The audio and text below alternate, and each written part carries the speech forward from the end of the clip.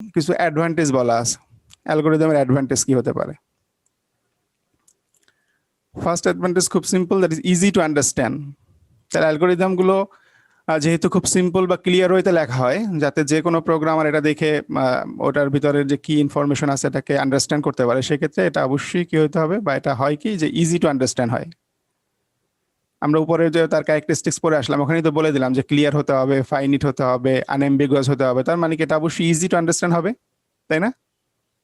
ওই প্রপার্টির সাথে ম্যাচ করলে শিওর কিনা? শোনা যাচ্ছে? হ্যাঁ, তাহলে উপরের প্রপার্টিগুলো যদি আমি ফলো করি তাহলে অবশ্যই এটা ইজি টু আন্ডারস্ট্যান্ড হবে। এটা অ্যাডভান্টেজের ক্ষেত্রে আমরা বলতে পারি। সেকেন্ড হচ্ছে দেখেন, algorithm is a step wise representation of a solution to a given problem. তাহলে অ্যালগোরিদমটা অবশ্যই কিছু সিকোয়েন্স ফলো করবে বা কিছু স্টেপ ফলো করবে। তার মানে আমি যদি কোনো একটা পার্টিকুলার কাজ করার জন্য স্টেপগুলো কাউকে বলে দেই, সেক্ষেত্রে কিন্তু কাজটা করা তার জন্য একটা ইজি হয়ে যাবে, তাই না? আপনাকে আমি একটা কাজ করতে বললাম, কিভাবে করবেন কোনো ইনস্ট্রাকশন দিব না। আর একটা হচ্ছে আপনাকে কাজ করতে বললাম, কিভাবে করবেন আমি একটা প্রত্যেকটা স্টেপ বলে দিলাম যে তুমি এটা করো, দেন এটা করো, এটা করো। কোনটা আপনার জন্য বেনিফিট বলেন তো, বা কোনটা আপনার জন্য ইজি? আমি স্টেপগুলো বলে দিলে আপনার জন্য সুবিধা, নাকি আপনাকে শুধু বললাম এটা করো, এটা সুবিধা? স্যার স্টেপ বললে এটা সুবিধা হবে। এটা হ্যাঁ, তাহলে স্টেপ বলে দিলে কি হলো, আপনার যেটা করতেছেন আমরা জানতেছেন যে আসলে আমি সঠিকভাবেই করতেছি, তাই না? আমি সঠিক নিয়মেই করতেছি, যেহেতু আমাকে বলে দেওয়া হয়েছে যে আমি প্রথমে স্টেপ এটা করবো, সেকেন্ড এটা করবো, থার্ড এটা করবো, আমি ওইভাবেই করে সিকোয়েন্স ফলো করতেছি। আর স্টেপ যদি বলে না দিয়ে একটা কাজ করতে বলি, সেক্ষেত্রে করার পরে যখন আমি সাবমিট করতেছি, তখন যাকে সাবমিট করবে সে বলে যে হয় না, কিচ্ছু হয় না, আবার নতুন করে করো। তার মানে কি হলো, আমার পুরো পরিশ্রমটাই বৃথা, তাই তো? তার মানে স্টেপ বলে দেওয়াটা আমার জন্য ইজি। আমি যদি স্টেপগুলো বলে দিই, সেক্ষেত্রে আপনি খুব ইজিলি ওইভাবে যদি করেন, সেক্ষেত্রে আমার কিন্তু পরে আর রিফিউজ করার কোনো অপশন থাকবে না, কারণ আমি তো এইভাবেই বলে দিয়েছি আপনাকে, ওইভাবেই আপনি করে নিয়ে আসছেন। আপনাকে অ্যাসাইনমেন্ট করতে বলছি, যেভাবে বলছি স্টেপগুলো বলে দিচ্ছি, ওইভাবেই ফলো করে আপনি করছেন, that is okay.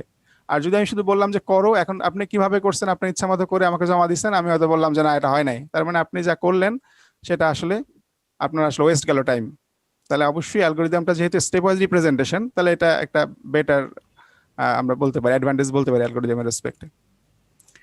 R next যেটা পয়েন্ট বলা আছে, অ্যালগোরিদম কি করে, একটা প্রোগ্রামকে ব্রেক ডাউন করে স্মল পিসে, তাই না? যেহেতু স্টেপগুলো বলে দিচ্ছি, তার মানে কি আমাকে প্রত্যেকটা স্টেপে একটা ছোট ছোট কাজ হচ্ছে না? একটা বড় কাজকে আমরা কি করছি, স্মল কাজে ভাগ করতেছি না, ছোট ছোট কাজে,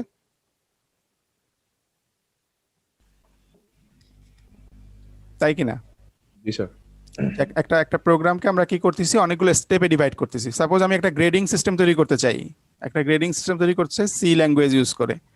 তাহলে আমাকে প্রথমে কি করতে হবে, আমাকে প্রথমে কিছু ইনপুট নিতে হবে। এটা হচ্ছে আমার ফার্স্ট স্টেপ।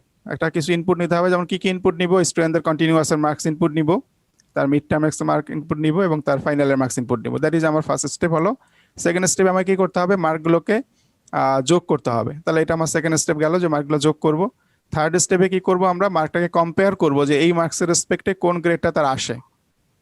তাহলে এই যে কম্পারিজনের কাজটা, যে প্রত্যেকটা মার্কসকে আমরা কম্পেয়ার করব আমাদের যে গ্রেডিং সিস্টেমের যে মার্কগুলোর সাথে, যে এটাকে 80%-এর উপরে হলো কিনা, নাকি 75%-এর উপর হলো, নাকি 70%-এর উপর হলো, প্রত্যেকটা কম্পেয়ার করে আমরা একটা গ্রেড বের করে নিয়ে আসবো, এবং ফাইনালি আমি গ্রেডটাকে দেখাবো। তাহলে এই যে একটা প্রোগ্রাম, গ্রেডিং বের করার প্রোগ্রাম, এটাকে আমরা কি করলাম, অনেকগুলো স্টেপে ভাগ করে ফেললাম, তাই তো? অনেকগুলো ছোট ছোট পার্টে ভাগ করলাম।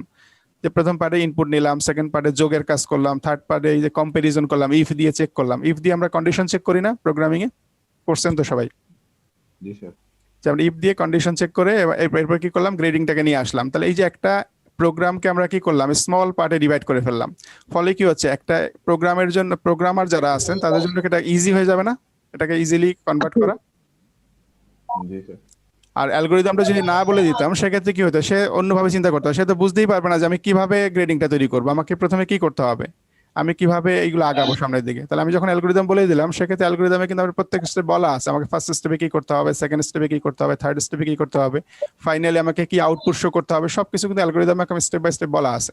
সেক্ষেত্রে খুব ইজিলি একজন প্রোগ্রামার এটাকে প্রোগ্রামে কনভার্ট করতে পারবে। তাহলে এইগুলোকে আমরা বলছি অ্যাডভান্টেজেস, যে একটা অ্যালগোরিদমের এইগুলো অ্যাডভান্টেজেস আমরা কনসিডার করতে পারি।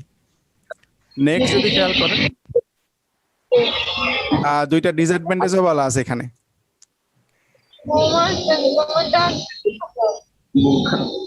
ফার্স্ট যেটা বলা আছে দেখেন, writing an algorithm take a long time, so this time consuming. তাহলে অ্যালগোরিদমটা, যেহেতু আমরা বললাম যে অ্যালগোরিদম লিখতে গেলে আমাকে অনেকগুলা ক্যারেক্টারিস্টিক্স ফলো করতে হবে, তাই না? মনে আছে না, উপরে ক্যারেক্টারিস্টিক্স গুলো ফলো করতে হবে আমাকে। ক্লিয়ার হতে স্যার। হবে, ফাইনিট হতে হবে, আর কি হতে হবে দুই একটা বলেন। ডিফাইন এটা তো হতে হবে স্যার, তারপর ক্লিয়ার এন্ড ক্লিয়ার আনএম্বিগুয়াস, আর অ্যাম্বিগুয়াস ছিল, ফাইনিটনেস ছিল, ফাইনিট হ্যাঁ ফাইনিট, দেন হচ্ছে স্যার ফাইসেবল, হ্যাঁ ফেসিবল তারপর ছিল, মানে যেটা আর হচ্ছে ইমপ্লিমেন্টেবল করা যাবে, আর আর ল্যাঙ্গুয়েজ ইন্ডিপেন্ডেন্ট। ল্যাঙ্গুয়েজ ইন্ডিপেন্ডেন্ট হবে। তাহলে এই যে এতগুলো প্রপার্টি আমরা ফলো করে অ্যালগরিদমটাকে ডিজাইন করলাম, তাহলে এটা কি আমাকে অবশ্যই অ্যালগরিদম ডিজাইন করার ক্ষেত্রে এগুলোকে মাথায় রাখতে হবে না, যে আমার অ্যালগরিদমকে এগুলো আসলে সাপোর্ট করে কিনা? জি স্যার। তাহলে সেই ক্ষেত্রে কি হচ্ছে, এটা আমাকে একটু টাইম কনজিউমিং, আমাকে অনেকটা টাইম লাগবে একটা অ্যালগরিদম ডিজাইন করার জন্য, আমাকে অনেক টাইম দিতে হবে, কারণ আমাকে সবগুলো প্রপার্টি কিন্তু ম্যাচ করতে হবে, যে আমার অ্যালগরিদমটা কি আসলে ফেসিবল কিনা, আমার অ্যালগরিদমটা কি ফাইনিটনেস এই প্রপার্টি সাপোর্ট করতেছে কিনা, আমার অ্যালগরিদমটা কি ক্লিয়ার কিনা ইউজারের কাছে, এটা কি ল্যাঙ্গুয়েজ ইন্ডিপেন্ডেন্ট হচ্ছে কিনা। তাহলে এই সবগুলো জিনিস মাথায় রেখে কিন্তু অ্যালগরিদমটাকে আমাকে লিখতে হবে। তাহলে সেক্ষেত্রে that is a time consuming, অনেক সময়ের ব্যাপার, এটা একটা ডিসঅ্যাডভান্টেজ, যে আমাকে অনেকটা টাইম দিতে হবে একটা অ্যালগরিদমকে ইমপ্লিমেন্ট করার জন্য বা লেখার জন্য, যে চিন্তা করি। সেকেন্ড যে পয়েন্টটা বলা আছে এখন, branching and looping statement. Branching এবং লুপিং স্টেটমেন্ট বলতে আমরা কি কি ধরনের লুপ পড়েছি প্রোগ্রামিং এ, মনে পড়ে কারো? বলতে পারবেন কোন ধরনের লুপ ইউজ করেছি আমরা প্রোগ্রামিং এ? For loop, while loop, for loop, while loop. Do while হ্যাঁ, loop. For loop, while loop, do while loop, তিনটা লুপই আমরা বেসিক্যালি ইউজ করি। এটা অলমোস্ট সবগুলো প্রোগ্রামের ক্ষেত্রেই সেম, আরো কিছু লুপ আছে এডিশনাল, কিন্তু এই তিনটা বেসিক লুপ সব জায়গায় ইউজ হয়। তো এই লুপগুলোর ক্ষেত্রে কি হচ্ছে, আসলে একই স্টেটমেন্ট কি বারবার রিপিট করে না? লুপের কাজই তো রিপিট করা, তাই না? জি স্যার। যে আমি যদি একটা জিনিসকে 100 বার বা 1000 বার বা 1 লাখ বার রিপিট করাইতে চাই, সেক্ষেত্রে আমি সিম্পলি একটা লুপ তৈরি করে এটা করতে পারি। যেটা ম্যানুয়ালি যদি করতে চাই লুপ ছাড়া, সেক্ষেত্রে কিন্তু আমাকে হিউজ কোড লিখতে হবে, তাই না? জি স্যার।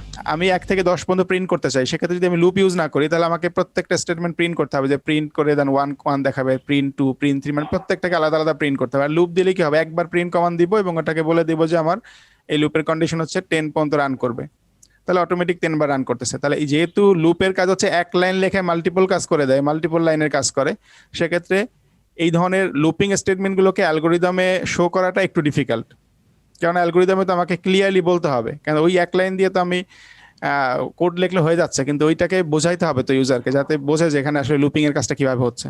তাহলে ব্রাঞ্চিং, এই যে ইফ দিয়ে যেটা করি, ব্রাঞ্চ এটা হলে এই পাশে যাবে, এলস হলে এদিকে যাবে, এলসিফ হলে আরেকটা ব্রাঞ্চে যাবে। তাই এই যে ব্রাঞ্চিং বা লুপিং স্টেটমেন্ট গুলো অ্যালগরিদম দিয়ে শো করা একটু ডিফিকাল্ট, বোঝা যাচ্ছে কি? যেহেতু আমরা তো এখানে তাকে স্টেপ বলে দিতে হবে, তাকে কি করতে হবে, সিকোয়েন্সটা বলতে হবে, সেই ক্ষেত্রে এগুলোকে ইমপ্লিমেন্ট করা বা দেখানো একটু ডিফিকাল্ট। করা যাবে কিন্তু করাটা একটু ডিফিকাল্ট এই বলা আছে। তো দুইটা পয়েন্ট বলা আছে, একটা হচ্ছে টাইম কনজিউমিং ডিসঅ্যাডভান্টেজের ভিতরে, আর একটা হচ্ছে লুপিং স্টেটমেন্টগুলো বা ব্রাঞ্চিং স্টেটমেন্টগুলো আমরা একটু যদি অ্যালগরিদমে শো করতে চাই, that is a little more difficult.